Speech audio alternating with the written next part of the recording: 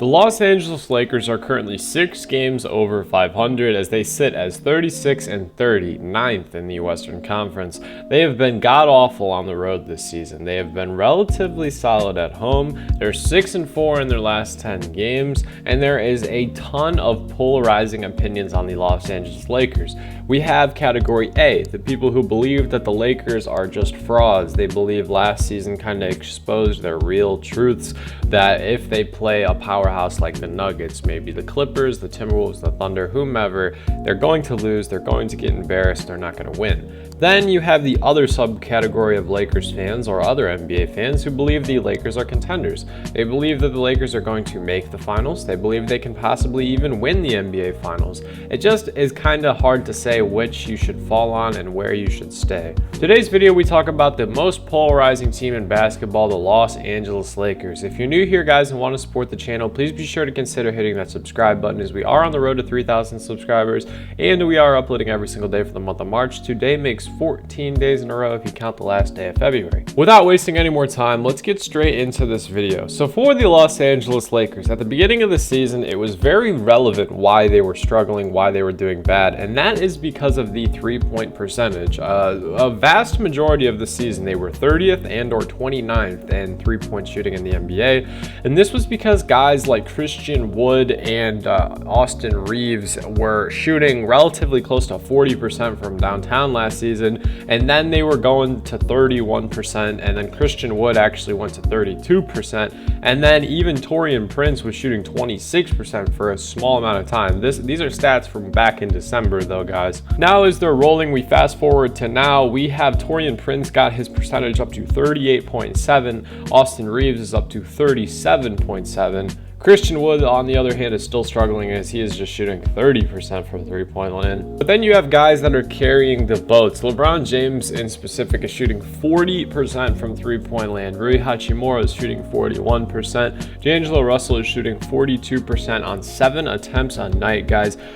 This NBA team, the Lakers, they have gone from the 30th all the way up to the 11th best team from just the three-point percentage. Outside of that, it's very clear that this Lakers team has yielded success from Anthony Davis's health. Anthony Davis has played the second most, played and started in the second most games. If we're talking about just started, he is the clear-cut winner for that. Austin Reeves is the only other guy who's close.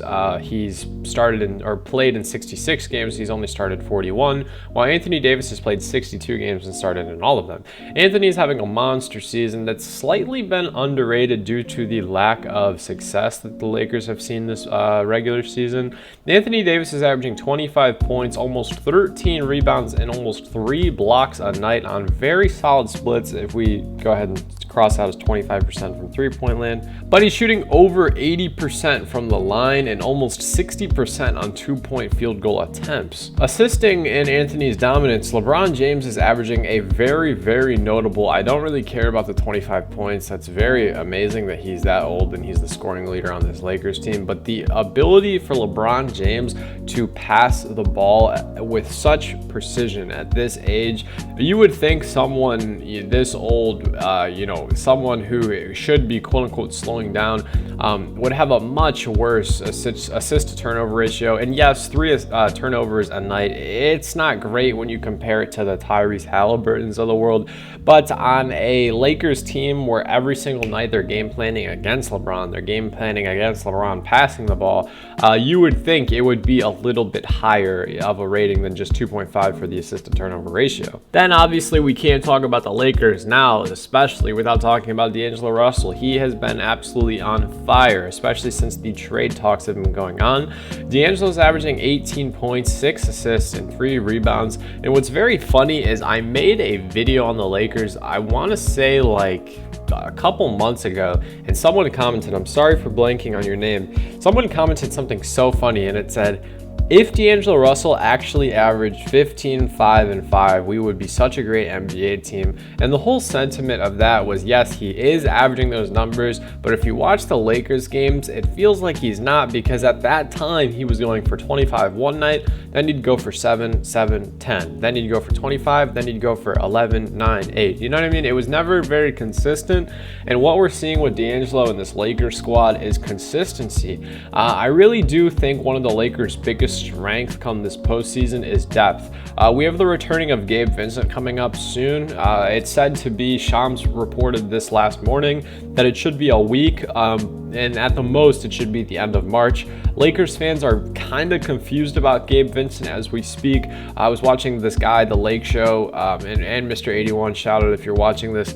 I was watching their content about Gabe Vincent, and I was hearing a lot of the same sentiment that Lakers fans are kind of scared to what he can be, and they kind of should be, because in the 5 games he played, he was not very great. But at the end of the day, you got to remember that you signed this guy to be a shot maker. You signed him to be a pesky defender. You signed him to have that grit in the postseason. Obviously, he was very good for Miami on their championship run last season. Then you guys have Vando, who has missed a very considerable amount of times. We're talking 40 games this season. And then obviously Cam Reddish has missed a lot of time as well this season, and you're very excited, looking to get him back in the starting lineup potentially. The only thing that worries me and probably other Lakers fans is we know Darvin Ham loves his guard lineups. Dear Lord help us, Lakers fans, if we see DAngelo Russell, Austin Reeves, Gabe Vincent, Spencer Dinwiddie, and LeBron James, a 4-point guard starting lineup. I mean, I'm pretty sure Darvin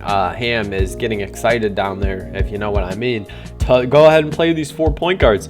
I would like to say that D'Lo, Cam Reddish, LeBron, Anthony Davis, and then maybe Rui or Christian Wood or Vando. I feel like that's your best playoff starting 5, and then the depth just gets better from there. I really do like what I've seen this season out of Rui. I think Taurean Prince is such a instrumental 3-and-D glue guy, someone who's always going to make his money in the NBA.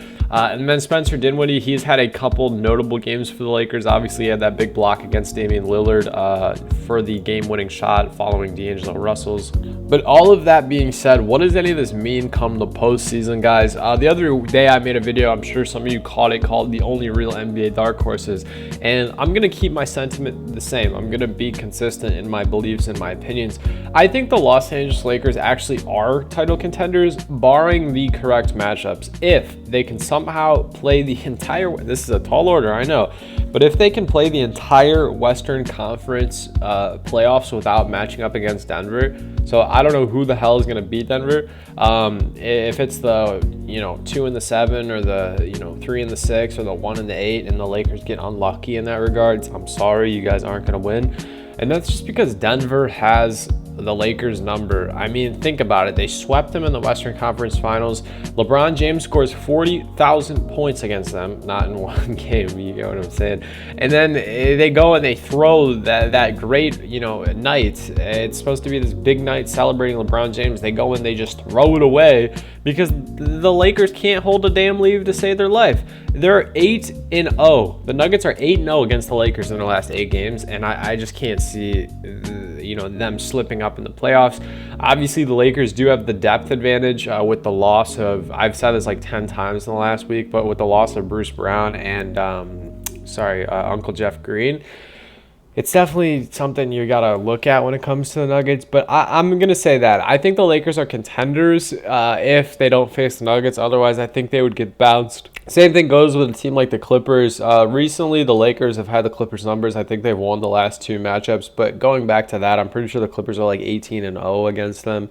What do you guys think? Lakers fans, tap in. Let me know what you think. If you made it this far, appreciate your support as always. Hope you all have a great rest of your day. Stay happy, healthy, and blessed. Peace.